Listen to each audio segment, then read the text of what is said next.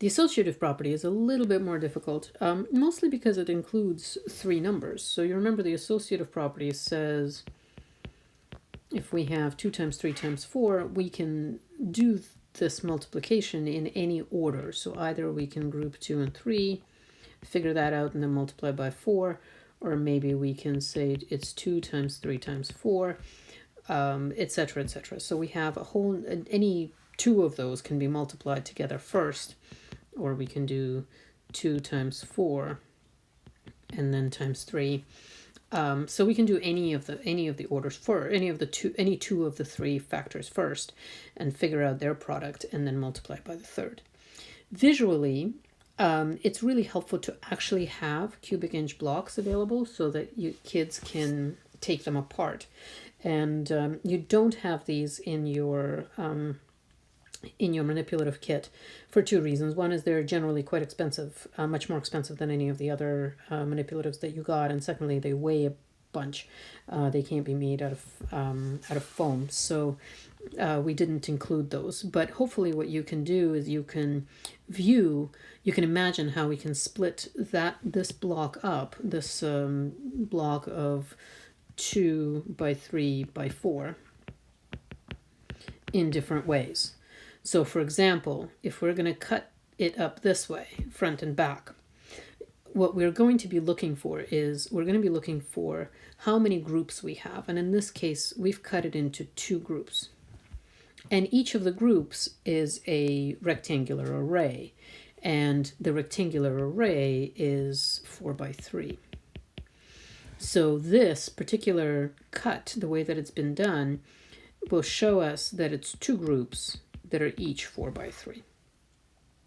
So we can cut that block, which is 2 by 3 by 4, into 2 times 4 by 4 times 3.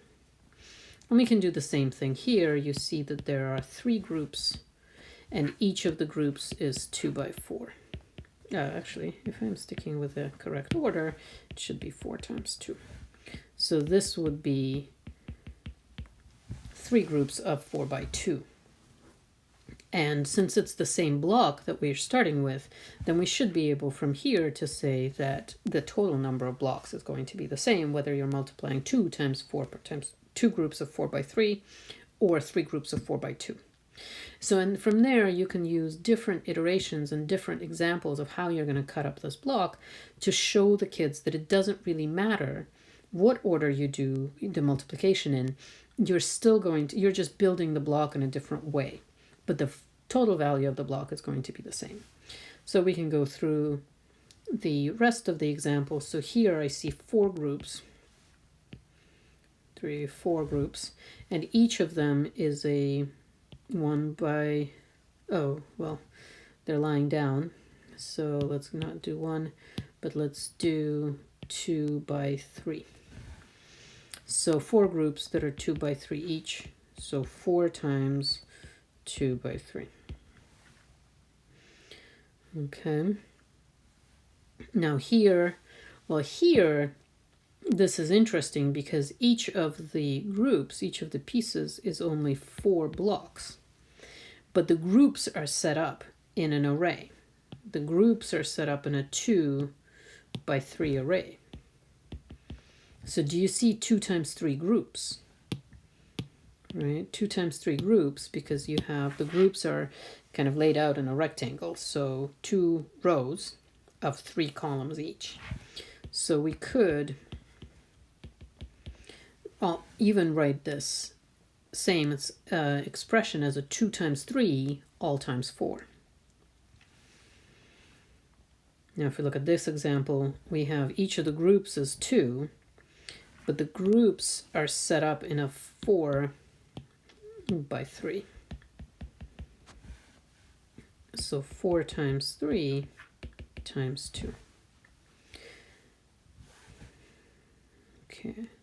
And then finally we have this final picture, which is a little weird. I'm not sure why they drew it this way, but each of the groups is 3.